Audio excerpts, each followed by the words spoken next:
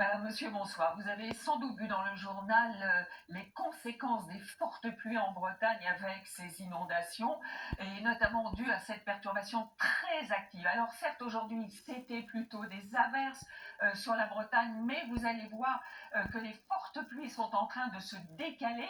En arrivant en altitude, ça va se transformer en neige et notamment dans les Alpes du Sud avec cette vigilance concernant le risque d'avalanche. Il est de 4 sur 5. Et puis les 4 départements bretons restent en vigilance crue. Donc cette nuit, attention, cette perturbation sera très active de la Bourgogne jusqu'à la Méditerranée avec beaucoup de pluie et beaucoup de neige en montagne, notamment dans les Alpes du Sud, mais aussi dans la matinée avec de fortes précipitations, de la neige à relativement basse altitude sur tous les reliefs, sur le Massif central aussi et sur la Corse, avec là aussi un risque d'avalanche. Alors dans la journée, ce devrait être plus calme sur les régions du nord et de l'est, avec parfois quelques brumes ou quelques brouillards, et retour progressif du soleil près de la Méditerranée. Les températures dans la matinée jusqu'à 11 degrés pour la Corse, qui dans l'après-midi devrait garder le maximum avec 14 degrés, de 4 à 6 sur le nord-est du pays. Alors avec toujours cette succession de perturbations,